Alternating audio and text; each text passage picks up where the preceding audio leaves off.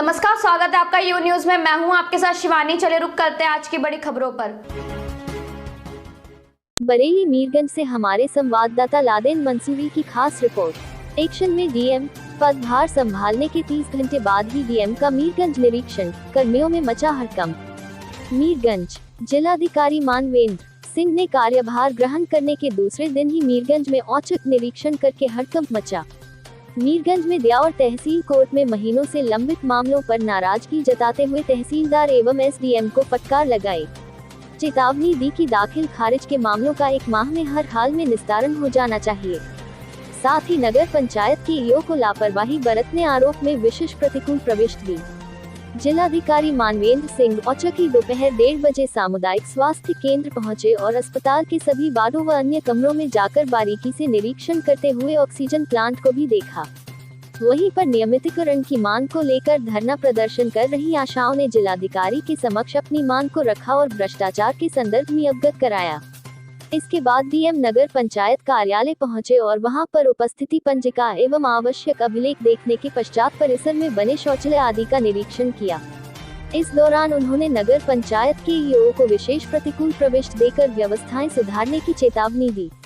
उसके उपरांत तहसील पहुंचने पर उन्होंने तहसीलदार कोर्ट में दाखिल खारिज के दायर 34/35 के बाद की फाइलें देखी, जो कि महीनों से लंबित पड़ी दिखी। इस पर उन्होंने तहसीलदार से नाराजगी व्यक्त करते हुए 30 दिनों के भीतर मामले निपटाने की चेतावनी दी और पास में बैठे एसडीएम कमलेश कुमार सिंह को भी कहा कि आखिर आप यहां बैठे हैं तो यह फाइलें क्यों लंबित हैं?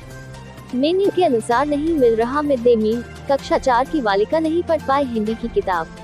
मीरगंज के बनाया के मॉडल परिषदीय स्कूल में डीएम के पहुंचने पर मध्याह्न भोजन के बारे में स्कूल के शिक्षक ने उन्हें बताया कि यहां पर मिड डे मील एनजीओ के माध्यम से बन कर आता है, जिसकी गुणवत्ता ठीक नहीं है। इस पर डीएम ने जब मिड डे मील चेक किया तो उन्होंने चावल की गुणवत्ता को गलत ठहराया और इस मामले में कार्यवाही करने की चेतावनी भी दी। अध्यापकों ने बताया कि स्कूल में 191 बच्चे पंजीकृत हैं और यहां तैनात 4 अध्यापकों में से 3 अध्यापकों की ड्यूटी बीएलओ व कोविड के तहत लगाई गई है। केवल 1 अध्यापक के सहारे ही विद्यालय चल रहा है। जिलाधिकारी मानवेंद्र सिंह ने इस दौरान कक्षा 4 में पढ़ने वाली एक बालिका से हिंदी की किताब पवाई तो वह पढ़ नहीं सकी।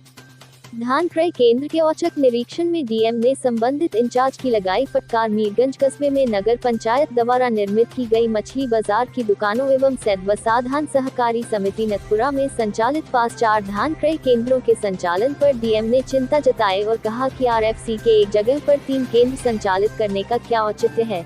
साधन सहकारी समिति नथपुरा के खुले प्रांगण में पड़े धान के बारे में समिति पर तैनात अकाउंटेंट उवैद खां से तौल के बारे में पूछा तो उसने धान में नमी का हवाला दिया। इस पर नमी की जांच करने वाली मशीन से धान की नमी भी देखी। इसके बाद डीएम ने आरएफसी के समीपवर्ती चल रहे क्रय केंद्र को देखा तो वहां पर गांव नथपुरा निवासी राजकुमार गंगवार ने 4 से उसके धान की तौल नहीं करने एवं गाँव चुरई दलपतपुर निवासी हरीश गंगवार ने धान की खरीद में परेशान करने की शिकायत की। इस पर एक इंचार्ज ने सफाई दी तो उन्होंने उसे बोलने एवं धान की खरीद नियमित करने की चेतावनी दी।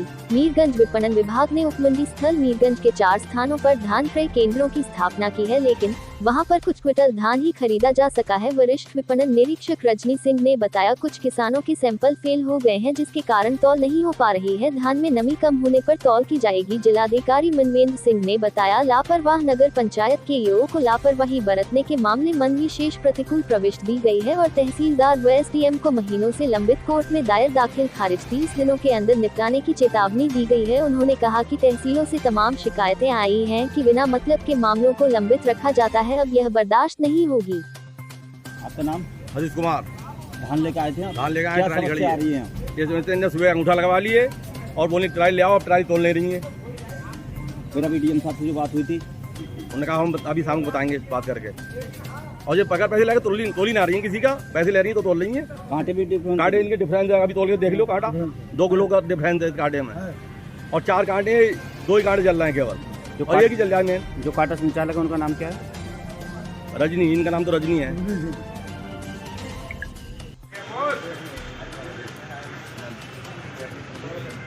सर, मीरगंज तहसील में आज आपने निरीक्षण कराया सर, कहाँ पे निरीक्षण कराया सर, क्या कुछ कमियाँ मिली हैं कहाँ? देखिए, मैंने तहसील का निरीक्षण किया है। मैंने तहसीलदार को हिदायत दी है कि जो धारा 34 के बाद जो 35 दिन के अंदर निस्तारित होते हैं वो 35 दिन के अंदर ही निस्तारित होनी चाहिए। उस पर किसी प्रकार की फालतू की एप्लीकेशन के आधार पर उनको लंबित रखें। यदि कोई ऑब्जेक्शन आता है तो उसके साथ आधार होना चाहिए, उसके साथ अभिलेख होने चाहिए, और ये प्रथम दृष्टया संतुष्ट हो जाए कि हाँ ये ऑब्जेक्शन वैलिड हैं, तभी उसको आगे इंटरटेन करें, और नहीं तो 25 दिन के अंदर अनिवार्य रूप से उसका निस्तारण करें। इससे पब्लिक को काफ़ी परेशानी होती है और अनावश्यक रूप से लोग उलझाने के लिए, परेशान करने के लिए एप्लीकेशन डाल दिया था। मैंने 2-3 बातों को देखा जो मुझे शिकायतें प्राप्त हुई थी, उसकी पुष्टि भी इससे हो रही है। मैं सभी तहसीलों में मैं आदेश जारी कर रहा हूँ, 1 महीने का ड्राइव चला के ये लोग इस तरह के मुकदमों को समाप्त करेंगे, और इसके पश्चात यदि मैं जाता हूँ और मैं निरीक्षण में पाता हूँ कि इस तरह की बात लंबित है, तो मैं फिर अधिकारी को कार्रवाई करूँगा। सर, आपका निरीक्षण नगर पंचायत CSC और नगर पंचायत में यो नगर जो वहाँ का यो था वो काफ़ी लापरवाह टाइप का अफसर मुझे नजर आया, और मैंने इसको विशेष दृष्टि मैं इसको दे रहा हूँ, क्योंकि मैंने कुछ अभिलेख जो वसूली संबंधित आगे वो मुझे दिखा नहीं है। सर, प्राथमिक विद्यालय में मिड डे मील में कुछ गुणवत्ता में कमी पाई गई है। उसकी मैं देखने में मुझे लग रहा है कि चावल ठीक नहीं है, दाल तो ठीक लग रही थी मुझे, लेकिन चावल की गुणवत्ता ठीक नहीं थी। मैं उस NGO से बात करूंगा और भविष्य में उनका अनुबंध कैसे हुआ है, यदि इसी तरह की शिकायतें हैं जैसे कि वहाँ स्टाफ बता रहा था, और भी कई शिकायतें हैं, तो मैं उनके अनुबंध को निरस्त करने की विचार करूँगा। सर, धान क्रय केंद्र पर भी आप गए थे, वहाँ पर कुछ किसान धान क्रय केंद्र पर दोनों तरह की चीज़ें हैं। किसान में खराब धान को भी विक्रय करने का दबाव बनाते हैं, वो चीज़ नहीं होनी चाहिए। जो किसानों की समस्या है उसके संबंध में मैं फिर बैठक लूँगा। 4 केंद्र एक जगह पर खोले गए हैं, वहाँ पर जो तौल की जो उपकरण है उसके संबंध में लोगों ने शिकायत की है, तो मैंने बाटमा अधिकारी कहा कि वो उसको चेक करेंगे, चेक करने के बाद 4 केंद्र एक ही जगह खोले गए। मेरा प्रयास रहेगा मैं अलग अलग किया जाए, जिससे कि वहाँ पर स्पेस मिले लोगों को और आसानी से काम की जाए।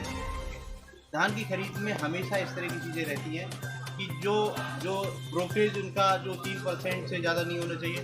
मैंने देखा वहाँ पर कि एक धान जो आया हुआ था उसमें 6-7% से ज़्यादा ब्रोकरेज था, तो ऐसे में मिलर की खरीदने की संभावना कम हो जाती है और उससे दिक्कत आती है।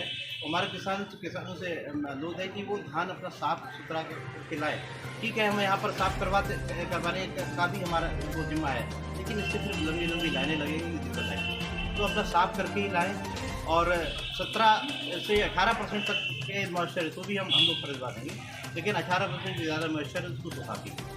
सर, अभी प्राकृतिक आपदा आई है, बरसात आई है, जिसमें कि मीरगंज तहसील के चारों तरफ नदियाँ हैं, जिसमें किसानों की काफ़ी फसल बर्बाद हुई है। सर, उसका निरीक्षण करेंगे सर, क्या कुछ मुआवजा दिया जाएगा? देखिए, मैं लगातार हमारे लेखपाल जो है निरीक्षण कर रहे हैं। मैंने DG एग्रीकल्चर को बता दिया, मैंने कल बैठक की थी। जिन लोगों ने अपना बीमा कराया है, मैं उन समस्त किसानों का निरीक्षण करवाऊँगा, जिससे कि उनको जो बीमा से उनको लाभ मिलना चाहिए, और उसका फिर प्रचार होना चाहिए। बहुत से लोग जो बीमा नहीं कराते हैं, छोटी सी धनराशि की वजह से जब वो बीमित होते तो उनको उनका कंपनसेशन उनको मिलता, तो एक भविष्य में लोग बाग उससे बीमा के लिए प्रेरित भी होंगे। तो मैं 100% उसका हम इंस्ट्रक्शन बीमा कंपनियों के साथ करा रहे हैं।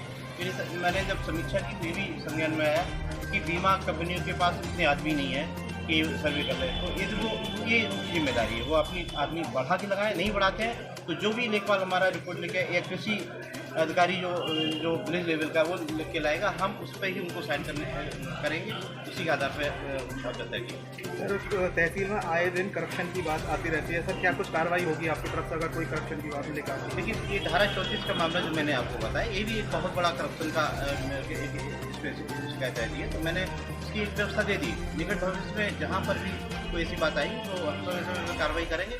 आज तो मेरा पहला निरीक्षण था, मैं पहले निरीक्षण में ऐसा नहीं, मैं किसी की बहुत ज़्यादा बड़ी कार्रवाई नहीं करना चाहता हूँ। निकट भविष्य में ये चीज़ों सुधार नहीं हुआ तो मैं कार्रवाई करूँगा। मेरे साथ बस इतना ही। बाकी की तमाम खबरों के लिए देखते रहिए यू न्यूज़।